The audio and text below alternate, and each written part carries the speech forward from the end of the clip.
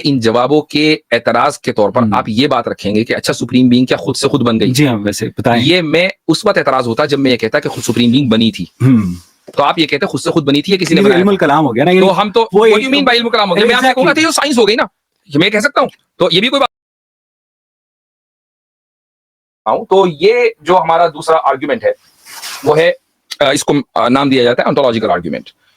और इसके अंदर आप अपनी आसानी के लिए स्क्रीन पर दे सकते हैं कि the supreme being is imagined objectively, और ये 100% ट्रू है। आप भी इमेजिन कर रहे हैं, आप भी इमेजिन कर सकते हैं, चाहे आप खुदा के वजूद को न मानते हो, ये ऑब्जेक्टिवली 100% ट्रू है।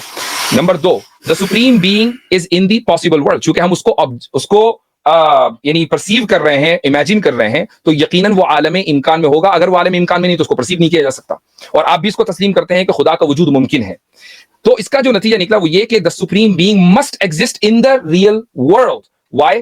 इसकी वजह यह है कि अगर आप ये तस्लीम ना करें कि सुप्रीम बीइंग एग्जिस्ट नहीं करता रियल वर्ल्ड में, तो फिर सुप्रीम बीइंग नहीं है, आप सुप्रीम बीइंग है, जबकि हम अपने आप को लोअर बीइंग मान रहे हैं और सुप्रीम बीइंग को सुप्रीम बीइंग मान रहे हैं। तो अगर हमने खुदा के वजूद को नहीं तस्लीम किया तो इन दोनों मुकद्दमात में से कोई एक मुकद्दमा गलत साबित हो जाता है, जबकि दोनों 100% एक्यूरेट है। हमने अपने आप को लोअर बीइंग कहां तस्लीम किया? आप सुप्रीम बीइंग है। मैंने तो अपने आप को कंपेयर ही नहीं किया ना किसी से। हमने, मुझे ये बताइएगा कि आप सुप्रीम बीइंग है। मैंने ये बिल्कुल ऐसी ही बात है कि इंसान जो है उसने अपने आप को किससे सुप्रीम कर रहे हैं, किससे लोअर कर रहे हैं? मुझे ये बताइए। हम ये कह रहे हैं, मैंने आपकी बात का, मैंने आपकी पूरी बात को होने दिया।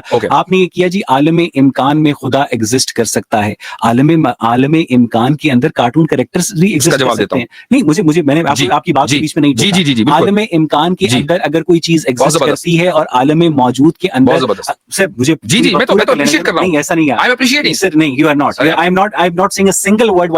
आपको अगर मेरी एप्रिशिएशन, मुझे ये बताइएगा कि आलम इम्कान के अंदर अगर कोई चीज एग्जिस्ट करती है तो वो आलम वजूद के अंदर एग्जिस्ट करना किस तरह से जरूरी है? और ये हमारा ये दावा कब आपकी नजर से गुजरा कि हम चूंकि इंफीरियर बीइंग है इसलिए सुपीरियर बीइंग का एग्जिस्ट करना जरूरी है? इसीलिए मैंने आपसे कहा था स्क्रीन पर देख लीजिए। नहीं, मैं आपको सुनने में ज्यादा दिलचस्पी रखता हूँ। मैं आपकी अंडरस्टैंडिंग को देखना चाहता हूँ कि मेरे पास कोई लैपटॉप नहीं है, मेरे पास कोई स्क्रीन नहीं है, मेरे पास सिर्फ आपकी जबान से निकले हुए शब्द हैं जिनको मैं अपनी दिमाग के अंदर प्रोसेस करके उनका एक इमेज बनाना चाह रहा हूं। मुझे ये बताइएगा कि हमने ये कब दावा किया आपके आर्गुमेंट के नतीजे में कि हम इंफीरियर बीइंग्स हैं और हमें एक सुपीरियर बीइंग्स की जरूरत है? ठीक, मैं इसका जवाब दे रहा हूं, सुन लीजिएगा। आपने दो एतराजात किए। पहला एतराज ये किया कि हमारा दावा ये कब है कि हम सुपीरियर बीइंग इंफीरियर बीइंग है। दूसरा आपने कहा कि किसी भी चीज के इमेजिन कर लेने का मतलब ये कहां होता है कि वो फिर मौजूद ही हो। ठीक है, इन दोनों सवालों का जवाब लीजिए। पहले सवाल का जवाब, मेरा जो पहला मुकद्दमा है स्क्रीन के ऊपर मौजूद है, the supreme being is imagined objectively. आप दावा करें या ना करें, लेकिन आप एक सुप्रीम बीइंग का तसव्वुर कर सकते हैं। मैं हरगिज ये नहीं कह रहा हूं कि आप दुनिया भर में दावा करते फिर रहे हैं कि जी सुप्रीम बीइंग है। अगर दावा कर रहे होते तो मैं और आप ये वाला आर्गुमेंट ना कर रहे होते, ये डिस्कशन ना कर रहे होते। सुप्रीम बीइंग का तसव्वुर किया जा सकता है, और वो सुप्रीम बीइंग जो हम नहीं है उसका तसव्वुर ऑब्जेक्टिवली किया जा सकता है। ये पहले सवाल का जवाब है।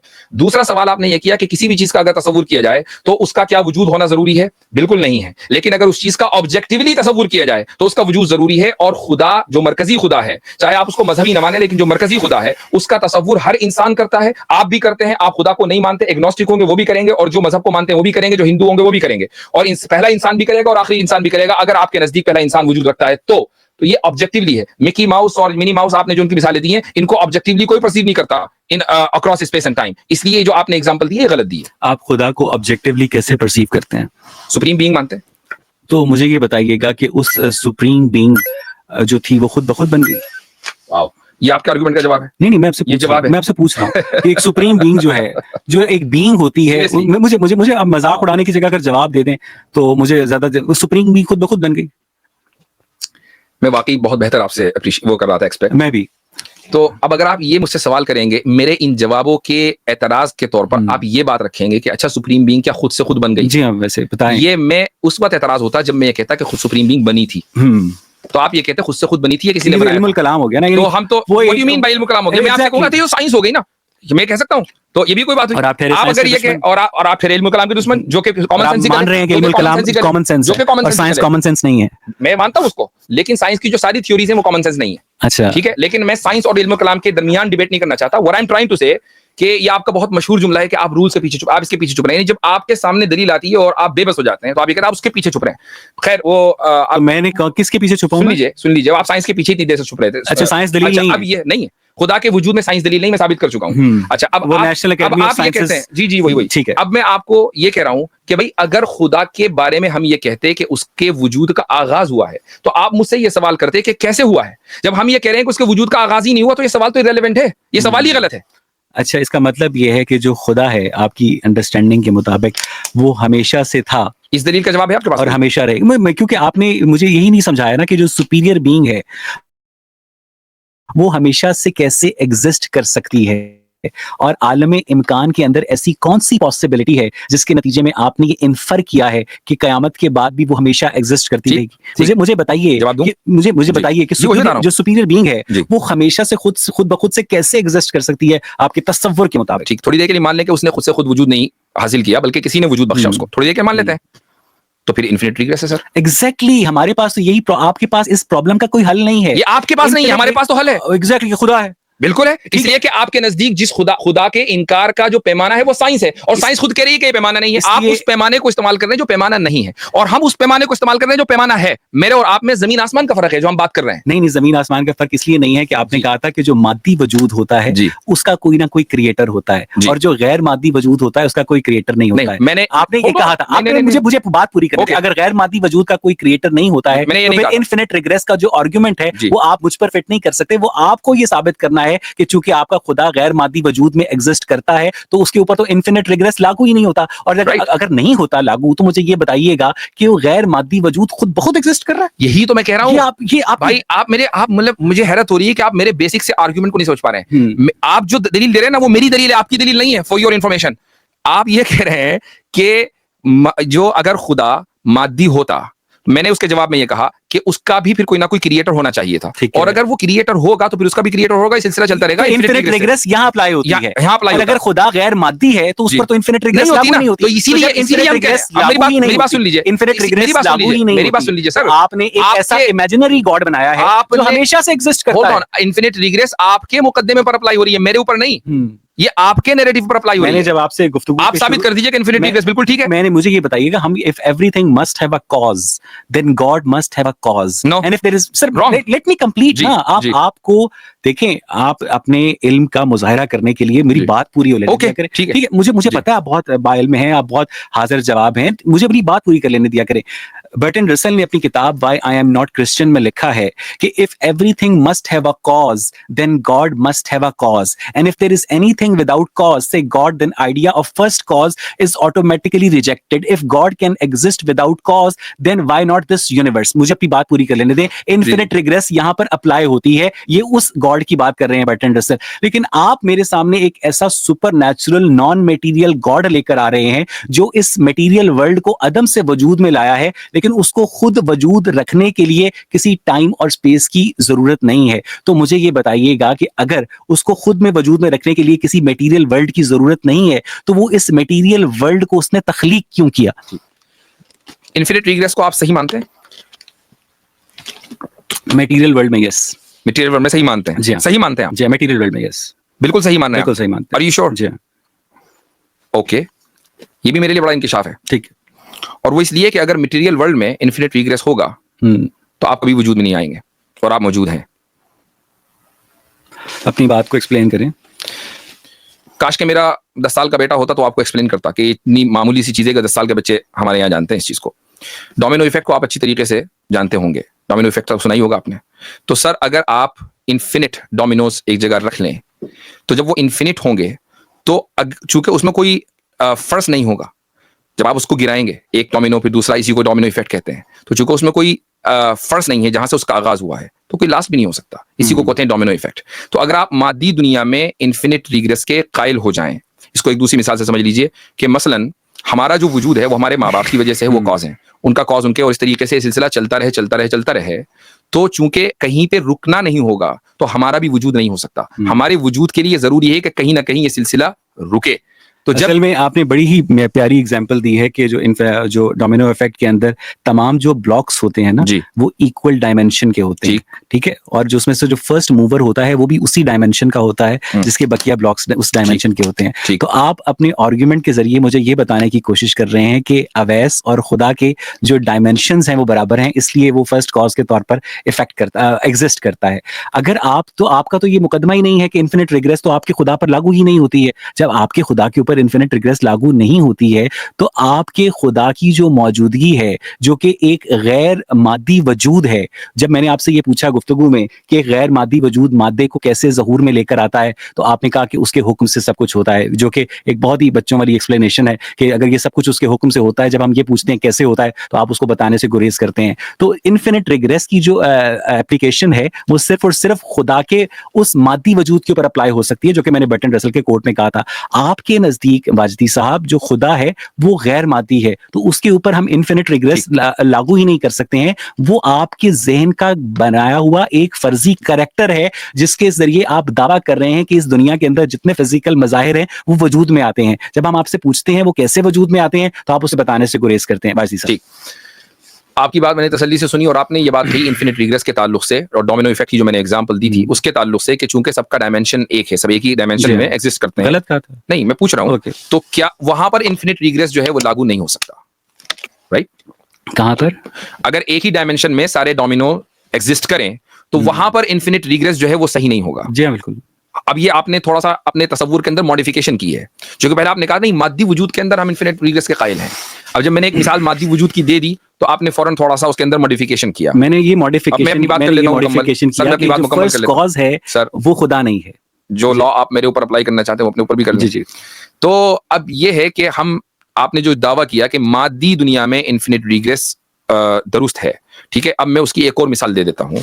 वो मिसाल ये है और वो ये कि अगर आप बल्कि सवाल है मेरा मिसाल, क्या आप मल्टीवर्स थ्योरी से किसी 0.1% मुत्तफिक हैं?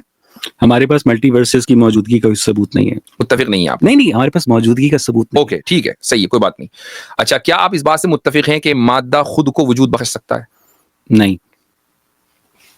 तो फिर हम यहाँ क्या कर रहे हैं, कैसे आए? इसलिए कि हमें पता नहीं है। मैंने आपको यही बताया कि जब मैं कहता हूं कि हमें नहीं पता है, जब साइंस है वो हाउ को एक्सप्लेन करती है। ठीक है, जी हाँ। तो how did we come here? Exactly, मुझे ये बताया how did we come here? No, I am asking you. हमें नहीं पता। आपने नहीं पता सर? आपने दावा किया ना, आपको तो ये बताया ना कि 13 बिलियन साल पहले बिग बैंग हुआ था, आपको पता है? और आपको लगता है नहीं हुआ? ये पता है नहीं हुआ, हमने उसका इनकार नहीं कर रहे, लेकिन ये आपने बताया हमें, तो ठीक है, हमने आपकी मालूमात को ले लिया, क्योंकि हमने साइंस में पीएचडी नहीं की, आपने की, तो आपने जो है वो एवोल्यूशन को नहीं लिया, तो आपने हमें ये बात बताई, हमने वो ले लिया, ठीक है। अब हमें ये बताएं कि भाई हम फिर मादा अपने आप को वजूद कैसे बख्शता है, कैसे अपने आप को कैसे एग्जिस्ट करता है खुद ब खुद? मुझे ये बताइए। मुझे साइंस के पास इस वाई का जवाब नहीं है, ठीक है। साइंस के पास 10⁻⁻43 प्लांक सेकंड, जिसको हम प्लांक टाइम कहते हैं, हम ये आपको ये मैं बता सकता हूँ कि जितनी भी गैलेक्सीज हैं वो 70,000 किलोमीटर पर सेकंड के रेट से एक दूसरे से अवे जा रही हैं। और जब हमने इस फिल्म को रिवाइंड किया तो वो 13 अरब 80 करोड़ साल बनते हैं, जिसके नतीजे में साइंटिस्ट और एस्ट्रोनॉमर्स ये कहते हैं कि हम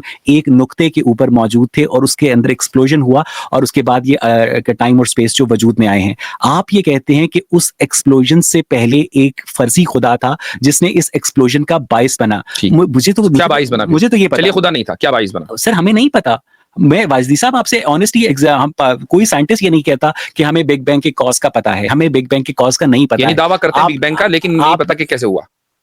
हमें ये नहीं पता। तो जब हम ये कहें कि आदम मौजूद थे तो और ये कहें कि हमें नहीं पता कैसे पता, तो हमारे ऊपर एतराज हो जाता है। आपके ऊपर एतराज आपके नहीं, क्योंकि साइंस ह्यूमन है और साइंस ह्यूमन है और जो आपका जो रिलीजन है वो आपकी बकौल डिवाइनली गाइडेड है। जब आपको नहीं पता और हमें भी नहीं पता तो इसका मतलब ये है कि आप और मैं बराबर हैं, ठीक है। जो डिवाइन गाइडेंस है और जो ह्यूमन गाइडेंस है वो बराबर है। आपके पास तो डिवाइन गाइडेंस है, आपको तो पता होना चाहिए कि आपका जो आदम जो है कैसे पैदा हुए। हमारे पास तो कोई डिवाइन गाइडेंस नहीं है, आपके पास है ही नहीं। इसका ताल्लुक अपने ज़हन में बातें नहीं है। डिवाइन गाइडेंस का मतलब क्या होता है? कि आपको ऊपर से कोई बंदा आपके साथ गपशप कर रहा है, ठीक है, उसके आगे क्यों कर रहा हो? कोई नहीं कर रहा है। नहीं, मैं कह रहा हूं मान लीजिए ना, थोड़ी देर फर्ज कर लीजिए ना, फर्ज करने में तो कुछ नहीं है, फर्ज तो आपने बहुत सारी चीजें कर रखी हैं, तो ये फर्ज कर लीजिए कि डिवाइन गाइडेंस है, क्या मतलब है इसका? कि ऊपर से कोई खुदा जो है इंसानों से कलाम करता है। क्यों कर रहा है ये आप बताएं ना, क्योंकि हमारे नजदीक तो कर ही नहीं रहा। ओहो, मैं फर्ज की बात कर रहा हूं सर, फर्ज कर लीजिए इसलिए कर रहा है, कुछ तो कहिए। मैं फर्ज तब करूं जब मेरे नजदीक खुदा जो है इंसानों से कलाम कर रहा हो। वो खुदा आपके वहम की जो है पैदावार है, ठीक है। आप हमारे वर्ल्ड व्यू के एतबार से बता दीजिए ना कि वो यूं कर रहा है। मुझे आपके वर्ल्ड व्यू की अगर समझ होती तो मैं यहाँ आपसे डिबेट क्यों कर रहा होता? मुझे ये बताइए कि चूंकि तो आपको वाकई इतना नहीं पता, आप इतने नाइव हैं। होल्ड ऑन, आपके वर्ल्ड व्यू के मुताबिक खुदा जो है इंसानों से गुफ्तगू कर रहा है, क्यों कर रहा है? अगर मैं बताऊं आप कबूल कर लेंगे? मैं कबूल नहीं, मैं सवाल करूंगा ना। अच्छा ठीक है, तो खुदा ने हमसे या इंसान से जो बिलवास्ता गुफ्तगू की है अंबिया और रसूलों के वास्ते से, वो इसलिए गुफ्तगू की, और मैं बता रहा हूं कि डिवाइन गाइडेंस किसको बोलते हैं, वो इसलिए गुफ्तगू की है ताकि इस दुनिया के अंदर एक इंसान अच्छा इंसान कैसे बने, नंबर 1, नंबर 2 उसकी आखिरत में वो कामयाब कैसे हो। ये 2 चीजें हैं बस। इस दुनिया की भलाई और आखिरत की भलाई, इसी को बोलते हैं सआदत फिद्दारैन। ये डिवाइन गाइडेंस का इससे ताल्लुक है। जिस चीज का ताल्लुक इससे नहीं है वो डिवाइन गाइडेंस नहीं है। तो आदम अलैहिस्सलाम की तख्लीक का प्रोसेस क्या है, इसका ताल्लुक ना हमारी इस दुनिया की भलाई से है ना उखरवी भलाई से। लिहाजा आप ये नहीं कह सकते कि चूंकि आपके पास गाइडेंस है लिहाजा आपको इसका इल्म होना चाहिए था। लेकिन प्रोसेस का दावा हमेशा आप करते हैं, यानी साइंटिस्ट करते हैं। अगर आप उस प्रोसेस को मुझे नहीं समझा पा रहे हैं कि एक चीज ने अपने आप को कैसे कॉज कर लिया, तो फिर आप अपने इस दावे को वापस ले लें कि नहीं हम भी प्रोसेस का दावा नहीं कर सकते। आप मुझसे ये मुतालबा करते हैं, आपका खुदा जो है मुबैना खुदा मुझसे ये मुतालबा करता है कि मेरे कहने के मुताबिक तुम अच्छे और बुरे की तमीज़ करो, मेरे कहने के मुताबिक तुम इस जिंदगी के अंदर अपना टाइम गुजारो, तो हम उससे ये मुतालबा नहीं कर सकते हैं कि तूने हमें कैसे तख्लीक किया। जब हम उससे ये वो अपनी सारी बातें मनवाने को तैयार है, लेकिन जब हम उससे कोई मुतालबा करते हैं तो वो जनाब कहता है कि इसका तुम्हारी भलाई से कोई ताल्लुक नहीं। खुदा है ना वो। एग्जैक्टली, मेरा आपका दोस्त नहीं है भाई। मुझे ये बताइएगा कि आप अल्लाह ताला के यानी आप अपने दोस्त से माशाल्लाह से अल्लाह ताला के तर्जुमान हैं। आपको इतना तो पता है। आपको ये अल्फाज आप मेरे मुंह में न डालें, ठीक है। मैं मजहब को की तर्जुमानी कर रहा हूं, ना कि खुदा की। ठीक है, मुझे ये बताइएगा कि अल्लाह ताला जो है अपने अंबिया और रसूलों के जरिए इंसानों से कलाम करने की जगह खुद सामने क्यों नहीं आता? अच्छा, अगर वो सामने आ जाता तो आप मान लेते? आराम से। अच्छा, मसले कोई नहीं। तो इसका मतलब ये कि आप एम्पिरिसिस्ट हैं। क्या है? एम्पिरिसिस्ट हैं आप? मैं ऑब्जेक्टिव हूँ फाजिल साहब। मुझे आप ऑब्जेक्टिव, यानी अगर आप किसी चीज को देखेंगे तो मानेंगे? जी हाँ। अगर नहीं देखेंगे तो नहीं मानेंगे? जाहिर है। आपने अपने आप को देखा कभी? जी, शीशे में देखा। वो आपकी बॉडी है, आपको ही है। अच्छा, मुझ में और मेरी बॉडी में क्या फर्क है? फर्क ये है कि आपका जो मुशाहिदा ज़ात है, जो आपका इनर सेल्फ है, वो बता दीजिए। आपने शीशे में देखा हो, हम भी देख लें भाई अपना इनर सेल्फ, हम भी कुछ दिखाएं, हमें भी पता चले, कोई टेक्निक बताइए। इनर सेल्फ से क्या मुराद है आपकी? वही जो दलील इल्जामी थी ना, वही मुराद है। अब आप मुझे बताइए। मुझे ये बताइएगा कि अल्लाह ताला को वो इनर सेल्फ, मैं बताता हूँ क्या मुराद है। आपने पूछा मुझसे, आपने मुझसे पूछा ना, अब मैं बता देता हूँ इनर सेल्फ क्या है। मुझे अपनी बात पूरी कर लेने दें। सर, आपने सवाल किया, उसका जवाब तो दे दूं। ठीक है, इनर सेल्फ क्या है? आपने इनर सेल्फ के बारे में सवाल किया। इनर सेल्फ वो चीज है कि जो खुश होती है, जो गमगीन होती है, वो इनर सेल्फ के जिसके ऊपर जो है यानी कभी गुस्सा तारी होता है, जो जेलस होती है, ये जो बॉडी है ये उस इनर सेल्फ का मजहर है। आप गुस्से का इजहार अपनी बॉडी के जरिए करते हैं, लेकिन गुस्से का जो सुदूर है वो आपके इनर सेल्फ से हो रहा है। तो अब अगर आप ये कहें कि नहीं मेरे अंदर तो ना गुस्सा होता ना मैं कभी खुशी होता, तो ठीक है, नो प्रॉब्लम। लेकिन अगर आपके यहाँ ये सारी चीजें मौजूद है तो आप अपने इनर सेल्फ को के एग्जिस्टेंस को मानते हैं, और ये कॉमन सेंस की बात है। खुद सामने क्यों नहीं आता? तो आप इनर सेल्फ को खुद सामने क्यों नहीं आता? मैं वही तो कह रहा हूँ, उसी का जवाब दे रहा हूँ कि आप अपने इनर सेल्फ को ना देखे हुए मान रहे हैं। क्यों मान रहे हैं? मुझे ये बताइएगा कि अपने इनर सेल्फ को मैं महसूस करता हूँ, ठीक है, अपनी फिजिकल बॉडी के अंदर। जी, और अभी तो आपने देखने की बात की थी। मैंने खुदा को देखने की बात की थी ना। तो इनर सेल्फ को देखने की भी बात की। खुदा और इनर सेल्फ बराबर नहीं। आपने उसूल दिया। आपने उसूल दिया कि मैंने पूछा, मैंने कि आप किसी भी चीज को जब मानेंगे जब आप देख लेंगे, कहने हाँ। मैंने इसीलिए पूछ लिया था, पहले ही कंफर्म करा लिया, मुझे मालूम था कि आप ये कहेंगे। अगर मैं ये कहूं कि मैंने खाना खाना है और आप मेरे आगे लोहे की बाल्टी रखते हैं तो आप कहेंगे खाएं। आपने तो कहा था कुछ मैं खाना है, तो आप जब खा रहे हैं तो खाएं। तो इसका मतलब ये आप इनर सेल्फ को आप, यही मैं कह रहा हूँ, इनर सेल्फ की गॉड के साथ फॉल्स इक्विवेलेंस है। एक गॉड को इंसानों के साथ राब्ता करने के लिए अंबिया और रसूलों की जरूरत क्यों पेश आती है? गॉड खुद अपने आप को सामने लाकर बता दे कि भाई मैं हूं। उसकी 2 वजह मैंने आपको बताई, 2 वजह बताऊंगा। पहली वजह तो मैं ऑलरेडी बता चुका हूं। मैंने इनर सेल्फ के साथ गॉड को कंपेयर नहीं किया है, या आप अपने अल्फाज मेरे मुंह में न डालें, बल्कि मैंने आपके इस उसूल को कि मैं जब देखूंगा तो मानूंगा, इसको डिबंक किया है। ठीक है, तो इस उसूल को डिबंक करने के लिए मैंने इनर सेल्फ की मिसाल दी है। Point number 1। पॉइंट नंबर 2, खुदा अगर सामने आ जाए, ठीक है, यानी वो इस जमानो मकान में आ जाए, जो वो आ सकता है, उसके ऊपर उसको हर चीज की कुदरत है। लेकिन आप ये कह रहे हैं कि इस जमानो मकान की क़ुयूद में आने के बाद खुदा मुक़य्यद बन जाए, तो वो खुदा जो मुतलक है and at the same time आप उसको मुक़य्यद मानना चाहते हैं, तो क्या आप इसको कॉन्ट्रडिक्शन नहीं समझते? अगर वो खुदा जो है वो इस जमानो मकान का मोहताज नहीं है, तो वो खुदा इस जमानो मकान के अंदर कॉरेस्पॉन्डेंस का जो तरीका इवॉल्व करके उसने जो ढूंढा है, तो इसका मतलब ये है खुदा इतना आपका बेबस और लाचार और मजबूर है कि वो इस जमानो मकान के अंदर जो है अपने इजहार को ला ही नहीं सकता। आपने ये कहा कि खुदा जो है वो सामने क्यों नहीं आ जाता, मैंने उसका जवाब पहले ही दिया कि आपका जो ये उसूल था कि वो मेरे पास डायरेक्टली फरिश्ता क्यों नहीं भेज देता उसको, वो एक बंदे के पास गार में छुप के भेजता है और कहता है जा बाकियों को बता दे, मेरे पास डायरेक्टली क्यों नहीं भेज देता? अच्छा, अगर आपके पास आ जाए तो इन भाई का भी ये सवाल होगा कि इनके पास भी आए, के पास आ जाए, मेरा भी आए, कोई मसला है? सबके पास आए ना, कोई मसला है? नहीं मेरे पास भी आए, सबके पास फरिश्ता आ जाए, हम सब प्रॉफिट्स बन जाए। नहीं, प्रॉफिट्स ना बन जाए ना, फरिश्ता तो प्रॉफिट की बात आता है। आपका मकसद प्रॉफिट भेजना है या आपका मकसद इंसानों की इस्लाह है? जब सबके पास फरिश्ता आ जाएगा तो इंसान को हिदायत के लिए जरूरत ही क्या है? मुझे आपकी बात समझ नहीं आई। जब सबके पास फरिश्ता आ जाएगा, सबके पास फरिश्ता आ जाएगा, ठीक, तो उसके बाद तो ये दुनिया जन्नत बन जाएगी। क्योंकि मकसद खुदा का हर इंसान को गाइड करना ये नहीं है क्रिएशन का मकसद। इस दुनिया के अंदर भेजने का मकसद है इम्तिहान के अपनी तुम मर्जी से खुदा को तलाश करो और सही खुदा तक पहुंचो, ये है। इसलिए बाज अफराद के पास, अंबिया अलैहिस्सलातु वस्सलाम के पास, रसूलों के पास अल्लाह ताला ने फरिश्ता भेजा। अगर हर इंसान के पास फरिश्ता आता, हर इंसान के पास फरिश्ता आता तो इस दुनिया के अंदर ना कोई उम्मती नहीं होती, बल्कि सारे के सारे प्रॉफिट्स होते। और अगर सारे के सारे प्रॉफिट्स होते तो फिर इस दुनिया के अंदर, होल्ड ऑन, मैं अपनी बात मुकम्मल कर लूं कि अगर सारे के सारे प्रॉफिट्स होते तो इस दुनिया के अंदर शर का वजूद नहीं हो सकता था। फिर हमारे इम्तिहान का मकसद क्या? फिर हमें दुनिया में आने की जरूरत क्या है? हम जन्नती में रहते ना। इंसान की आप ये कहिए, आपका जो सवाल है ना वो ये होना चाहिए, का मकसद क्या है? आपकी इंसान की तख्लीक मैं आपको सही सवाल समझाता हूँ। आप सही सवाल ये करें, ये सही सवाल ये करें कि भाई हम इस दुनिया में क्या कर रहे हैं, हम तो जन्नती में रहते हैं। अगर आप ये सवाल कर रहे हैं इंसान की तख्लीक का मकसद क्या है? इम्तिहान, जिसका नतीजा उसे पहले ही पता है। बिल्कुल। तो ये कैसा इम्तिहान हुआ? मुझे पता है अपने स्टूडेंट का नतीजा, मुझे मालूम है इनमें कौन फेल होगा कौन पास होगा, जबकि मेरे पास लिमिटेड नॉलेज है। तो इसका मतलब है मजबूरे महज हुए? नहीं।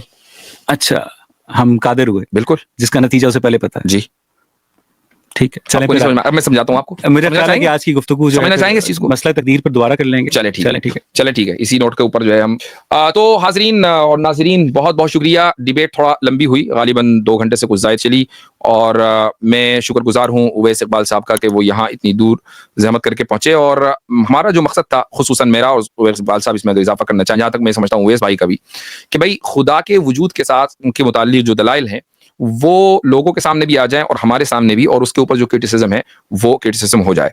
तो क्रिटिसिज्म उवैस इकबाल साहब की तरफ से आया और मैंने अपनी तरफ से उसके जवाब देने की कोशिश की। बाकी आप लोग जज करेंगे कि भाई किसके क्रिटिसिज्म में कितनी जान है और ये जान है कि नहीं है। ये बहुत मुश्किल होता है, बल्कि नहीं हम इस बात के मुकल्लफ हैं कि हम किसी शख्स से एक मरतबा गुफ्तगू करके उसके मुकम्मल वर्ल्ड व्यू को, कि जो 20 साल से वो लिए बैठा है, 30 साल से लिए बैठा है, उसको बदल दें। हाँ, हमारी नीयत ये जरूर होती है कि हम जो बात कर रहे हैं खुदा उसके अंदर हिदायत का उन्सुर रखे और सामने वाला हिदायत पर आ जाए। और इसमें हमारी अपनी कोई दुनियावी गरज नहीं है, बल्कि इसमें हमारी उखरवी गरज है, और वो आखिरत के जिसको मुल्हिद नहीं मानता। और वो गरज ये है कि अगर हम ये तसव्वुर करते हैं और ये तस्लीम करते हैं, ईमान रखते हैं कि इस मरने के बाद हमें जन्नत में जाना है, तो हम ये चाहेंगे कि हमारा हर जानने वाला, हमारा भाई, हमारी बहन, सारे के सारे हमारे साथ जन्नत में मौजूद हो। हमारी सिर्फ ये गरज होती है, इसके अलावा कोई दूसरी गरज नहीं है। मुझे उम्मीद है कि इस डिबेट से आप लोगों को बहुत कुछ सीखने का मौका मिला होगा। जज़ाकुमुल्लाह खैरन। अस्सलामु अलैकुम व रहमतुल्लाहि व बरकातुहू।